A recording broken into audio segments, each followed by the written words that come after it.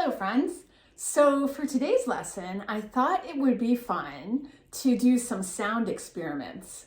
And so I've gathered some materials from around my house and I thought we could make a couple of instruments, like musical instruments, and use them to experiment with sound and what sound is and what it does.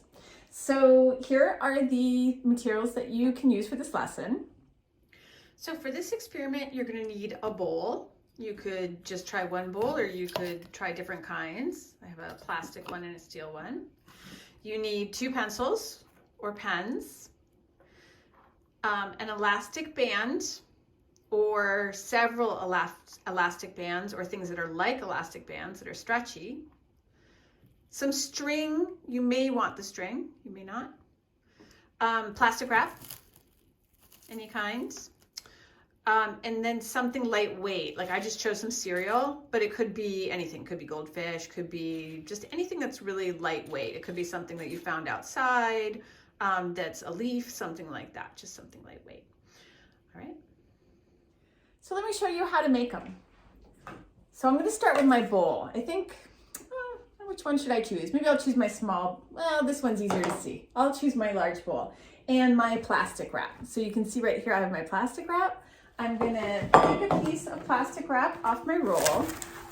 And you could also use something different. You could use something like a recycled plastic bag from the grocery store. You wanna wrap it around the top open end. Move my other things out of the way. The key is to get it nice and tight around the top of your bowl, which can take a little bit of work. You want to make sure that it fits all the way around. Now, noticing that mine is not sticking to my bowl, which is fine because that's why I have some rubber bands and some string. So I could choose, I could either take some string like this and wrap it around and tie it, or I think it'd be easier to maybe just use a rubber band. So I'm going to take my rubber band. I'm going to put it all the way around the rim of my bowl like that. And then I want to just tighten up the edges. So, I want to take that and tighten around the edges so that there's no loose plastic anywhere. So any place that I see a wrinkle, I'm going to actually reach under the band and pull down on my plastic wrap so it's nice and tight. Can't even see that it's there. That's perfect. So I've just made a drum. You can make a couple. You can make them out of different things. Now I happen to have my 2 pencils here. These are going to be my drumsticks. And I can start playing with it right away, which is fun. They'll make different sounds. So if you make a couple, it's fun to compare them and see what different sounds they make if you tap on them. The other thing I highly recommend, I think you should tap on them for a while, see what that feels like. What do you notice? What do you hear? But also, what other senses can you use? What do you see when you're looking at your drum? Do you feel anything? Okay, so try to use your 5 senses. We're not going to use our smell or our taste for this one, but what do you hear? What do you see? What do you feel? Another fun experiment with your drum is to take something lightweight, like a breakfast cereal or whatever, and just put a few pieces on top. You could use something like paper clips too, anything small, anything small. My cereal is flying today. My dogs are going to be excited. So I've just put some pieces on top right there. And now I'm going to tap my drum again. And I want you to do this, so I don't want to show you too much. So I want you to try that. And again, notice, what do you hear? Do you feel anything? Do you see anything? What do you notice? So that's our drum experiment. And it's really fun. It's fun to make all different kinds, have all different things you can buy in your house. Highly recommend making a drum. Let me show you one more quick instrument to make. And this one is going to be a string instrument. You may know some string instruments, like a guitar, perhaps. And for this, I'm going to use my string, but I'm also going to use some elastic bands for this one. So I might remove this one from my drum just because I don't have one elastic band in my house today. I don't don't know how that happened. These are easy to come by. You get them at the grocery store pretty much for free. And I'm going to use a piece of furniture. Just one second. So for your string instrument, you want to have two things that you can wrap your string or your rubber bands around. So sometimes it's hard to find two things that are going to stay in place. So a great option is look around your house and see if you have any chairs or other pieces of furniture that have two parts sticking up, but that will stay in place. Now, right now I've got, and I'll show you another option in a sec. Right now I found a big broken rubber band in my house.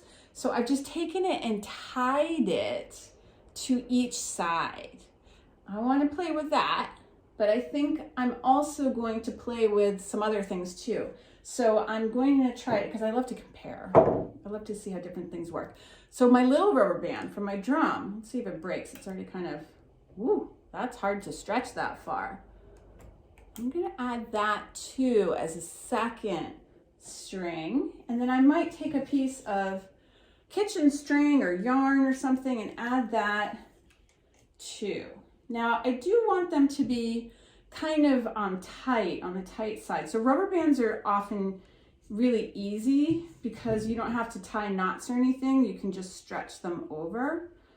But it's also fun to try to figure out how to get them nice and tight. So it's a good time to practice trying to tie a couple of simple knots, or you could ask somebody in your household to help you. And adults struggle to tie knots too, I'll tell you the truth. It's not easy. So now I've got 3 strings on my string instrument, and it's time to play. So to play, I'm just gonna play. And again, I'm gonna ask myself, what do I hear? What do I see?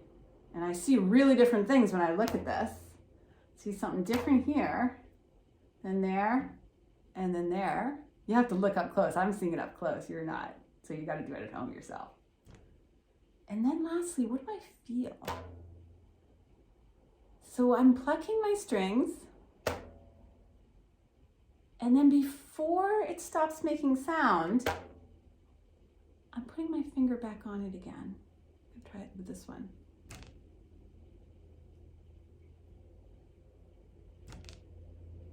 I feel the rubber band, but what do I feel it doing?